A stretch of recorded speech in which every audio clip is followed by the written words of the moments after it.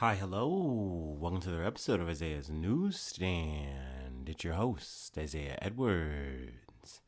The date is July the 6th, 2024. Hopefully, this episode finds you well, in good spirits, and high hopes. As for me, I'm doing pretty good, feeling fine, feeling dandy. Let's see. Let's do I guess, a bit of a recap. Man, this is past few days just kind of been blurring together. Good, bad, happy, sad. Oh, I've been loving it. It's been good though. Let's see. We went out again last night, second time. Crazy. Y'all know I'm normally like a once a week. Hey, you let me out the cage. I'm doing just fine type of guy. So the fact that I'm doubled up, oh man, I was not really expecting that, but it was fun. It was good. It was nice to celebrate my friend Boyges and his birth. I'm very happy about that. Happy birthday, Mr. Vincent. But yeah, it was a good time. It was fun. Let's see here. We just, we did a little bit of bar hangs, just kicking it, having a good time. At some point, I went to another bar, and there was another person who had a birthday, and I let them smash a cupcake in my face. So there's a little bit of food corner right there. That was fun. That was good. I got it all down in a couple of gulps. Let's see here. But what did I initially eat for food? I went to Bridges, Nepali restaurant. It was really good, really yummy. I got a what was it? A chicken and vegetarian bowl. It hit the spot. It was definitely worth it. I do wish I could have got some samosas, but they just didn't have any. We didn't want to wait, so overall it was good. Then what else? We closed out the night. Oh, closed out the night. We get back to my friend's house, and he's going through the fridge, and he busts out this thing that I had saw earlier in the kitchen when I had popped in before we went out, and it was a shrimp pasta, and he's like, y'all want some? And we were like, yes. And so he just opens that, he puts it in the microwave, pops that thing out open, and we just start pecking at it like a bunch of rabid seagulls. I love that shit. It was so good. Let's see here. And then we, of course, the taquitos flew. They were flooded. Oh man. So yeah, I had a good ass time. It was fun. Also, I had another friend in town. That's another reason I've just been going out to. I mean, it's just been like a good camaraderie situation. So yeah, that's been a vibe. Let's see here. Oh, there was a bit of a snag though. Kind of adding to the drama, the problems of life. I come home and I look at my modem for my internet, and it's just dead. It's just nothing. And I'm like, uh-oh. So I'm trying to plug it, unplug it, da da da da, nothing. I finally called tech support, and they're just like, yeah, you just gotta, swap it out. Either you get a technician or you go to a store. I was like, oh, I don't want to have to do that. Plus, like, I was like, I want to watch my internet now. I got live streamers to watch. Urgh. So I was a little upset, but luckily my internet held long enough for me to like watch some stuff on my phone until I fell asleep. Because I just need a little lullaby. What can I say? But yeah, luckily I woke up. I got that done, and then let's see now where we're at. Because now we're in today. We're in the present time, right? I had a tattoo appointment, so we went ahead and did that. It was fun, little apprentice kind of situation. It's a really cute little tattoo of a UFO, and it's beaming up the like a 13. It's just a little flash art. It's a little cute, a little something on my knee, or at least near my knee, not exactly on my knee. But yeah, I definitely have so much blank space, so I'm trying to just fill it up now with whatever little art I can get. I'm a little tattoo goblin gremlin. But yeah, that's where we're at. I feel like we're all caught up there. Let's see. Let's go ahead and do our startup, and we'll go ahead and get into some news. How's that sound? Hopefully good, because that's what's happening. Coming down the pipe.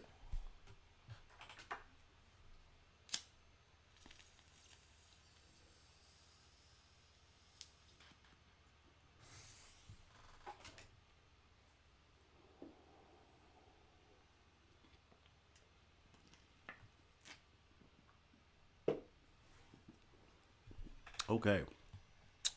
Starting off with CNN. Reformist reformist lawmaker Masoud Pesikin. I'm not getting that name right. Prezikin. We're gonna say Prezikin for this, and I'm probably wrong. Mea culpa. A reformist lawmaker, Masoud Pezeshkian, wins Iran's presidential vote. Excuse me. Reformist President Masoud Pezeshkian has won Iran's presidential election, the country's electoral authority said Saturday, defeating his hardline rival in a pivotal vote amid heightened tensions both domestically and internationally.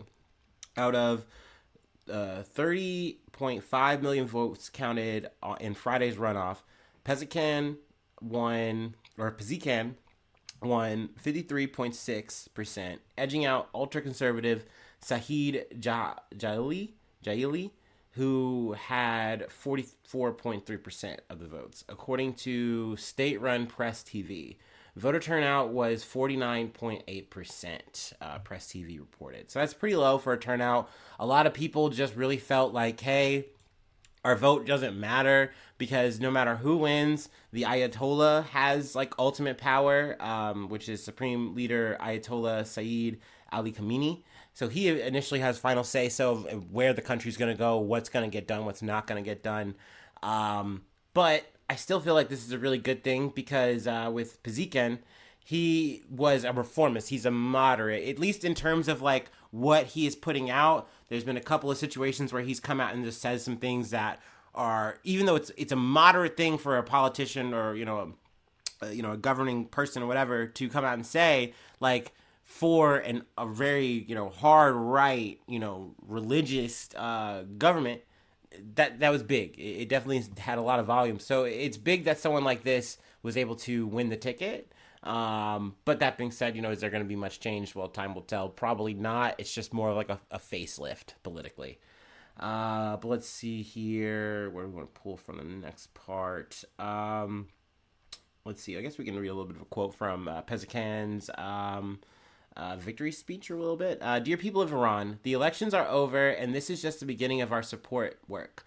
The difficult path ahead of us will not be paved except with your support, empathy, and trust. I extend my hand to you and swear by my dignity that I will not leave you alone on this path. Don't leave me alone, he wrote.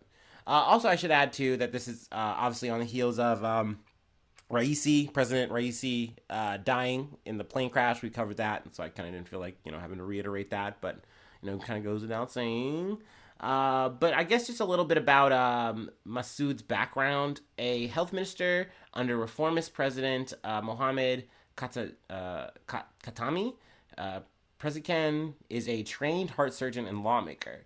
He gained prominence for his stance against the crackdown on the 2009 pro-democracy protests and violence perpetrated by the notorious morality police in 2022 in the wake of Mahsa Amini's death. Amini died in the custody of morality police after being detained for not adhering to Islamic Republic's strict dress code for women. Hundreds were killed and thousands arrested as the authorities sought to crush the protests, according to the United Nations. So yeah, some are kind of saying, well, maybe this is just a compromise from the government, from, the Ayatollah saying, hey, they kind of allowed this to happen because they could have easily interjected the way, Iranian politics kind of work is if they didn't like you as a candidate, they could have just said, no, you're not eligible. Like, here's X reason why, boom, you're done. So the fact that he was able to make it through the whole process and win out in the end, I do think that's something. I do think that's relevant. It's not for nothing. It's a change. But yeah, I mean, a lot of the people who are, talking about this change are people in the West who, would like someone to be more potentially compliant, willing to work with them, talk with them. But, I feel like I've said this before on this podcast, but like, it's understandable why people do not want to work with the West because they know they're just going to be manipulated and taken advantage of, like you're tending to want to work with other allies, even if they are reviled by others, amongst, the Western cultures, whatever, because it's like, what's the point? Like, we have a better shot. So I do get that. But hopefully, Pezeshkian means what he says. But granted, I know that even though those are just words, it might just be that.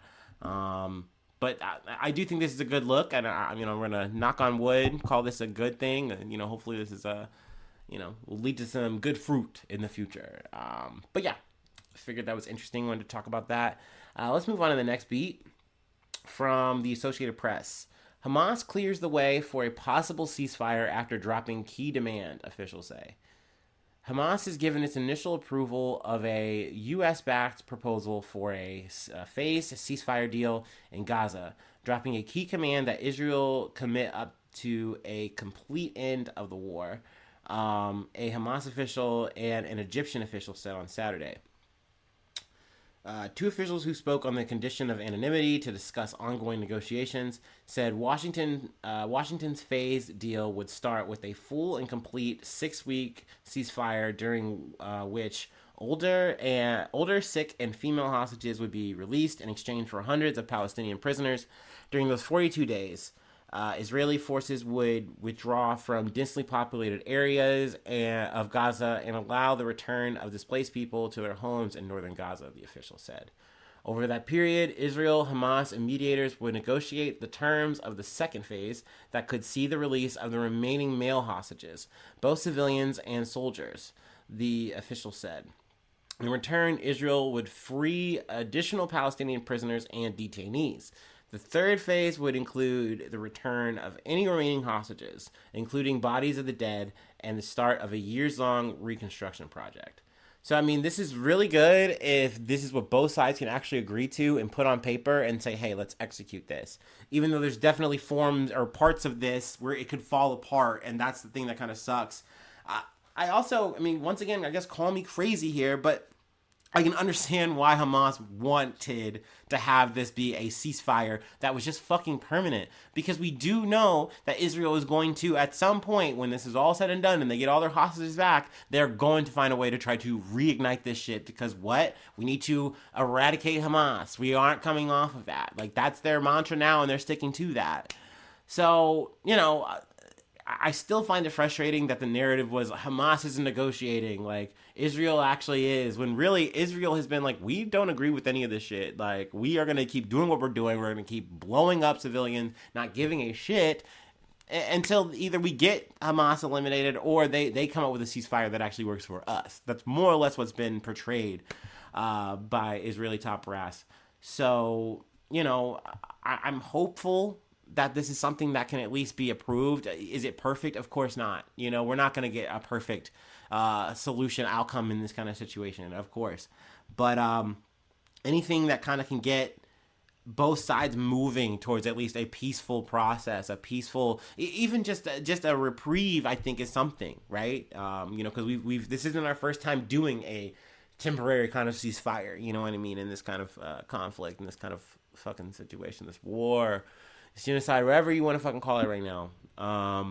But yeah, I just wanted to touch on this. We'll see how it goes. Obviously, like I said, it's not ironclad. We don't know how close to done and inked out this truly is, but we will see. Wanted to move on to some local stuff, some state shit. I mean, I guess not exactly my state, but it is from the Inquirer again. We're back there, Cincinnati.com. Check it out. But this is a Florence, Kentucky story. We've never dealt with this before.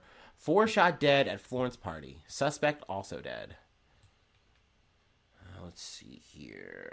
Police have identified the suspected shooter and 4 victims who were killed in a Florence mass shooting Saturday morning. During a press conference Saturday afternoon, Florence Police Chief Jeff Mallory said Chase Garvey, 21, of Florence, is believed to have gunned down 7 people at a private residence, killing 4 and injuring 3 others. The 4 who were killed were identified as Melissa Perrette, 44, Florence Shane Miller, 20, of Florence, Hayden Ribicki, 20, of Ellesmere, and Delaney Erie, 19, of Burlington. Officers were dispatched to the 2600 block of Ridgecrest Drive at around 2:50 a.m. after receiving reports of shots fired. When officers arrived on the scene, they could still hear gunshots, Mallory said. The residence belongs to Parrott, who was having a gathering for her son's 21st birthday, Mallory added. Officers saw multiple victims when they arrived at the residence. Partygoers identified Garvey as the shooter and said he had fled the scene. They gave officers a description of his vehicle. Police arriving at the scene saw a vehicle that matched the partygoer's description, and an officer from the Florence Police Department and deputy from the Boone County Sheriff's Office attempted to stop Garvey. A police pursuit ensued on US 42 into Union onto Hicks Pike, where officers believe Garvey shot himself and crashed his vehicle, Mallory said. Garvey was transported to St. Elizabeth Hospital where he died. Garvey was not invited to the party but showed up, Mallory said. He is known to partygoers, but the exact relationship remains unclear. Sorry, I kind of just keyed in here because I feel like this was an update, before I even went live on here. I feel like the site actually updated it, which is the beauty of technology. I do love that, but I'm like, oh, okay, there's more details. Because I initially read this, they said, oh, we don't have all the names yet, and I'm like, okay, I'm fine with that. I sometimes don't like it, especially when it comes to the shooter. I don't love giving out the names or giving them any kind of press or whatever, because you just never know. So I'm usually okay with that, but I was like, okay, this is a update. There's a little bit of a patch note, if you will. So let's see here. Mallory said Garvey was a convicted felon in 2021. Garvey, 18 at the time, was accused of the sexual assault. Coming here, was accused of raping a 13-year-old girl in a parking lot of a northern Kentucky apartment complex. So yeah, just a bit more details there. It's very unfortunate, very sad. It really can kind of happen anywhere. When I initially read this, I know that there was a quote of yeah, this literally never happens in this kind of town. We just never have experienced something like this, and it's just sad that really I feel like the only retort that you can say is just I guess we just got to get used to it. That this kind of shit could come to your sleepy little small town where you think you can still keep your shit unlocked or whatever. You never know. Which it's a sad state of affairs, but that's just how we are moving as a society. I really, I don't know. Y'all have heard me bark and bite about this shit, but to no avail. It doesn't do anything. Which is a shame. But we move. There's more to cover. There's one more thing I wanted to touch on, and then we'll let it go. Let me go ahead and do my last break, and then we'll go ahead and do that.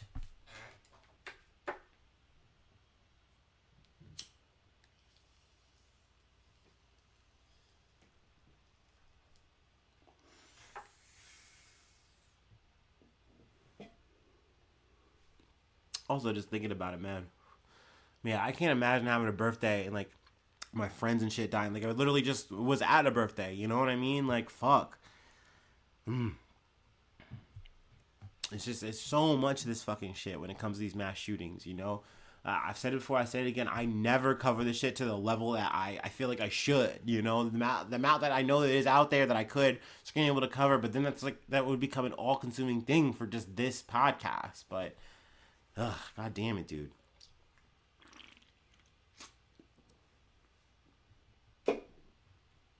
Okay. Whew. From ABC News. 2 fugitive murder suspects who escaped Mississippi jail caught following manhunt. I'm sorry, but I do, my ears peak when I see manhunt. Oh shit, escapees! Police in Mississippi said Saturday they caught 2 murder suspects who escaped from jail early Friday morning. Tyree Kittle Collins, 24, and Jazarius Johnson, 18, were found in an abandoned home Saturday around noon by officers following a 33-hour manhunt, according to police. The suspects who escaped from the Claiborne County Detention Center around 2:20 a.m. Friday were considered armed and dangerous, according to the authorities. Let's see here. Where? How did they get out? Sheriff Edward Goods said both suspects were caught on camera escaping through the ceiling and leaving behind the outside wall, according to the ABC News Jackson, Mississippi affiliate station, WAPT. Whacked. But yeah, I love a good escapee. I love it even more when they get caught before I even get to the actual episode. So hell yeah, we love to see that. I feel like that's where I want to leave it. Yeah, that's going to be the episode, y'all. So, if you'd like to help out, support the effort, become a newsie today, patreon.com/Isaiah News. Free ways to hit me up, IsaiahNews1@gmail.com. Feel free to follow me or the podcast on any of the socials you're on. And hopefully subscribe to the YouTube. Really can't say or stress how much that really helps to just get those subscribers up, and up. And yeah, like the episode, leave a comment on the episode, thoughts, feelings, concerns, I guess, whatever. Be cool, be nice, man. Don't try to wreck on my shit. I don't really need that shit right now, okay? I got shit on my plate. But no, that's it. That's really all I have. Hopefully I see you soon for some more good news. I love ya. Bye-bye. Mwah.